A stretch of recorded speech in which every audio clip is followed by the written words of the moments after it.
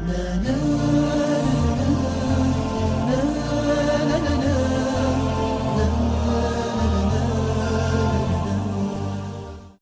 بالله من الشيطان الرجيم. بسم الله الرحمن الرحيم. الحمد لله رب العالمين. رب اشرح لي صدري ويسر لي أمري واحلل عقدة من لساني يفقه قولي. ربي زدني علما، ربي زدني علما، ربي زدني علما.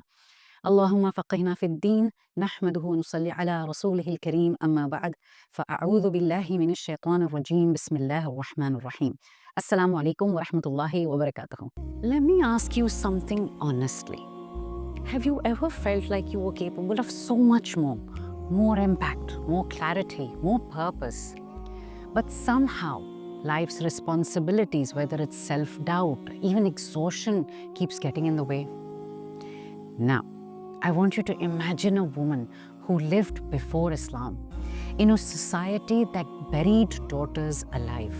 Yet, she became the first believer, the strongest supporter of our beloved Prophet Muhammad sallallahu alaihi wasallam, and the woman through whom Allah subhanahu wa ta'ala chose to build the foundation of this Ummah. Today, in this very first episode of our Ramadan series, Women Who Built the Ummah, from her story to your life, inspired by Dr. Haifaa Younis's book, Builders of the Nation, we begin with none other than Khadijah bint Khuwaylid radiallahu ta'ala anha. And sisters, let me tell you, this is not just a history lesson. This is a mirror.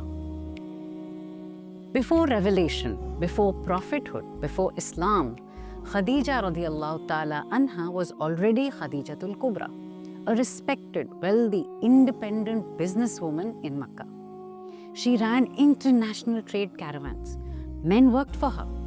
And yet, despite status and success, she was also known for her integrity, her modesty, and her compassion.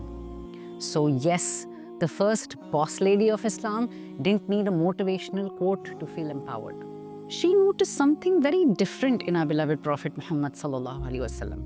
His honesty, his character, his amana. She chose him not because of looks or lineage, but because of his values. Before Islam was revealed, Khadijah radiallahu ta'ala anha already lived Islam in her character. Then came the night of revelation. The Prophet sallallahu alaihi wasallam returned home afraid, unsure. So what did Bibi Khadijah do? She didn't panic. She didn't doubt. She didn't question him, "Are you sure?" She wrapped him in comfort and said words that still echo through history. Allah will never disgrace you. You uphold ties of kinship. You speak the truth. You help the needy, is what she said. She saw who he was before the world did. Khadijah radiallahu ta'ala anha recognized truth before it became popular. She had clarity when others had confusion. Sister, how often do we ignore what Allah subhanahu wa ta'ala is showing us about ourselves, our marriages, our purpose, because we're too busy surviving?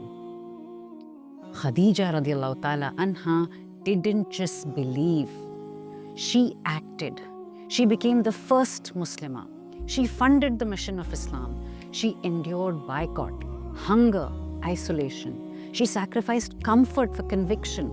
And the Prophet sallallahu alaihi wasallam later said, "She believed in me when no one else did." True belief is not loud, my dear sisters. It's loyal. It shows up when it's uncomfortable. Now, I want you to pause here, sister. Many Muslim women today feel spiritually disconnected, emotionally drained, confident on the outside, confused on the inside, successful yet unfulfilled. We know Islamic values, but we struggle to live them consistently in modern life. Khadijah radiallahu ta'ala anha showed us something very powerful. You don't need to choose between faith, family, and impact. What you need is alignment. So, how do we apply Khadijah radiallahu ta'ala anha's legacy today? Number one, build inner conviction before outer validation. She believed even before the applause came. Start anchoring your decisions in Quran-driven clarity, not people-pleasing. Become a source of emotional safety. Her home was the Prophet ﷺ's refuge. Ask yourself, do you feel strengthened after being with me? Use what you have to for a higher purpose. Her wealth served the Ummah. Your skills, your voice, your time, your influence, none of it is random, my dear sisters. When belief becomes identity, transformation is inevitable. Imagine what could happen if Muslim women today could understand their goals clearly, become deeply aware of who they are in Allah's sights, if they could heal their internal pains and apply Islamic solutions practically, not theoretically. So this Ramadan is not just about fasting from food. It's about fasting from confusion, burnout, and living on autopilot. Khadijah radiallahu ta'ala anha passed away before Islam became dominant. She never saw Fateh Makkah, but without her, there would be no Fateh Makkah. Not all builders are on the stage. Some build foundations so strong that history stands on them. In the next episode, inshallah, we'll continue with Khadijah radiallahu ta'ala anha, her marriage, her emotional intelligence, and what it truly means to be a woman who strengthens others without losing herself.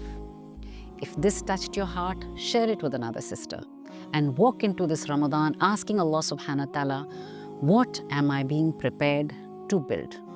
Until next time, inshallah, Assalamu alaikum wa rahmatullahi wa barakatuh.